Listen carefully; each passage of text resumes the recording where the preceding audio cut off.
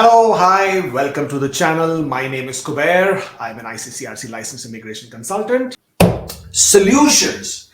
And that is what I promised earlier, that I would offer you something as an overview of all PN. Now, solutions, as far as most of you, again, people who have been waiting, who have been looking at it for such a long time, you already know what you're going to do.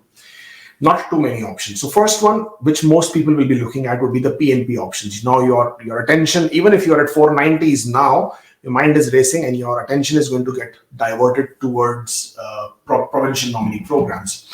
Some of you may already be looking at possibilities of coming to Canada as a student. So you want to come and study in Canada, and then that pathway is pretty much definitive, right? I mean, they've been showing, they made it abundantly clear that their attention, and they would always give a lot of options to people, or rather the options are available. They would give a lot of attention and focus and importance and advantage to people who are currently inside Canada, who are studying, working in Canada. So those people will always have some or the other option to regularize their pathway and become permanent residents. So that will always work. Third would be seeking a job offer, which to say is very easy, to get is extremely, extremely difficult. But if you are lucky to get that, then, by all means, that will also sort of, help you get through. And fourth, whether some of you agree with me or not, then French speaking skills, French as a second language, is a great, great option to add, because not only does it bump up your score, whether it's express entry or Saskatchewan or any of these other factors where they give you additional points for French,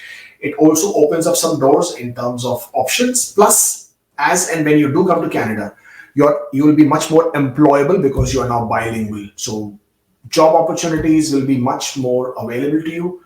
Even the pay packages will be much more desirable versus not having French as a second language. So that opportunity would be much more available to you. So as far as the different PNPs are concerned, let's start with the Atlantic provinces. Prince Edward Islands, nothing much happening there.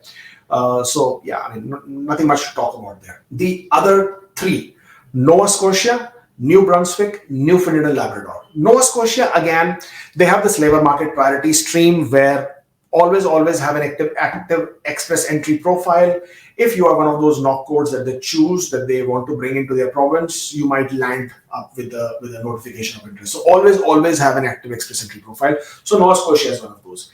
Between New Brunswick and Newfoundland and Labrador, both are very, very promising provinces. With Newfoundland and Labrador, you have I'm expecting, as of right now, they haven't announced it yet, but I'm hoping that just like they did it last year, they would probably add this new stream of inviting highly skilled people of certain occupation codes under agriculture, engineering, information and technology, marine sciences, ocean sciences. So these occupations were listed as high in demand, and they did invite 600 people who otherwise had no option because age was not the criteria. Language skills were really, really low, CLB 5, or I think that what is it wanted.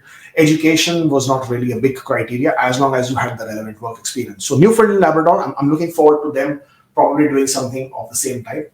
New Brunswick, always keep an eye on their website. They keep announcing recruitment initiatives or information sessions. They're more geography based, so they invite from certain countries, from certain places in the world.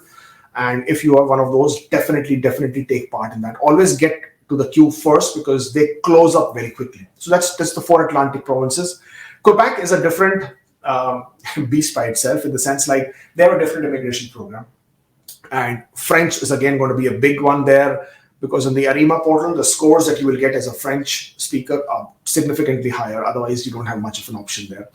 Coming to Ontario now. Ontario is a big one. Ontario has been lobbying to get a bump in their immigration quota. So their immigration quota at this point of time is roughly 8,250. They actually went ahead and nominated 9,000 people this year, 750 more than their quota. But they have asked to double their quota because their population is growing. The province is growing. It's much larger than the comparative other provinces. At this point of time, their human capital priorities stream is the most popular, because most of you people outside Canada, federal skilled workers, that is the most desirable, most sought after immigration stream, because you don't need a job offer. The only criteria at this point of time, which most of you have a problem with, is their upper cutoff limit, which is fixed at 467. Their upper limit is fixed at 467 because they would always historically they conducted their upper cutoff in tandem with the last express entry draw. The last express entry draw was at 468, so they keep it at 1 point less, because they always felt that if they were to invite people more than that, it would be wasted, because most of those people would go with express entry anyways, right? So they somehow stuck with that. For some reason, I don't know if they got the memo or not, that IRCC is not conducting any draws in 2021. And now for the first 6 months also, it's looking quite a big question mark. So if Ontario changes that, or if Ontario chooses to change that, then it is a big jackpot for a lot of you out there. Okay, I mean, not that it is not a jackpot for others. It is always a jackpot for whoever gets that. I mean, as a notification of interest, because otherwise, people who are sitting at 467 and below, who are now getting the advantage of this, they otherwise have unlikely chance based on these trends in express entry. It's just not happening for them. Somehow Ontario has become that savior for them. So if you are in the bracket of 467 and below, tech draws, general draws, then you have to make sure your profile is active, and then you can expect that. They invite anywhere between 3,000 to 3,500 people each year. They send out that many notifications of interest. And there is also the French speaker stream, which is also part of this particular human capital priority stream. So there you go. That is another stream where your knock is not important. All it is important is, again, the CRS range and you having French as your language there. So that also opens you up. Then you have Manitoba. Manitoba is, again, not going to work for most of you because you need a connection to the province. Then comes Saskatchewan. Saskatchewan, of course, again, another of those provinces which is really sought after, because they have these two programs, OID, Occupation in Demand, and Express Entry. Both are very popular. You don't need a job offer. But yes, as we have been seeing in the past, a lot of people are managing to get the job offers, or they have relatives who are now giving them those additional points. But more than that, there are also people who have French as their second language, and they can get those 10 additional points. I expect Saskatchewan to continue with the brilliant run as they have been doing. And again, large number of people do get invited. So it is always very promising there. They also did start this new hard to find skills pilot, whereby a lot of knock codes, which otherwise had no option, no pathway.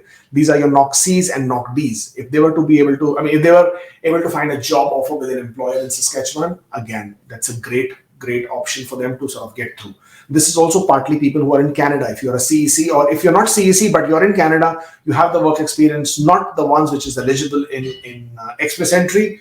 Again, Saskatchewan, hard to find skills pilot is something which you can look at.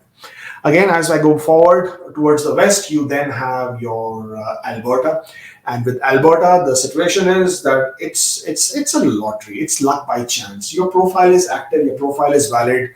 If you get lucky, your knock code is one that they are seeking out, then you will land up with a notification of interest, and you're good to go. So that's Alberta for you.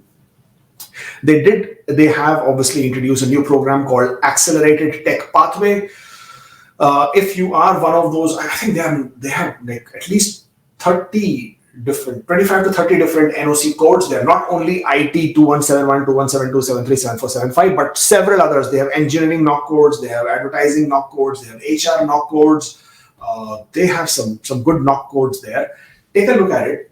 Now, if you are able to get a job offer from an employer in Alberta, this could work for you. Again, not very, and the Albertan employer doesn't have to do much. If they are willing to give you the job offer, they're willing to support your application, you may be able to get. You'll have to just fill up a form, and if your form is filled up and Alberta is happy with the information there, they've validated and verified your job offer, they can send you a notification of interest, and by that, again, you will be able to apply for your nomination in PR. Moving further west, you have British Columbia. British Columbia, great province. Again, they have always stuck to they do a draw every week, right? And they've been pretty consistent. You have a job offer from an employer, the chances are you will definitely, be able to secure some support from them. You will be able to secure nomination. The scores are now quite low at this point of time. So as long as you have a job offer, you're able to create your expression of interest, you will find nomination to be quite easy.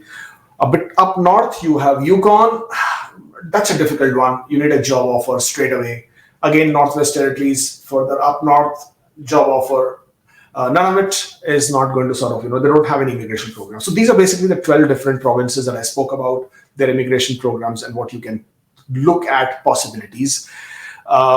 So Saskatchewan, Ontario, Alberta, Nova Scotia, these will obviously be the most sought after, most looked out for, because they give you that option. Study permits, if you think you want to spend that kind of money, if you have that bandwidth, then yes, it's if you get that approval, it definitely is going to work in your favor. And that would basically be most of the options. Restrategize, think what you can do, what you can't do. Otherwise, you know what, next year. That's what we're looking at, and seeing how it will eventually pan out for you. If you are not following us on Instagram, then please do. That's always a great place to find some updates and information as they happen. That hit the subscribe button, subscribe to the channel. It's always great to see more people joining in and being part of this journey. So we really appreciate that. Thank you very much. That's all from me today. Thank you very much. It was wonderful having you as an audience. Thank you. Take care, and I'll see you next time.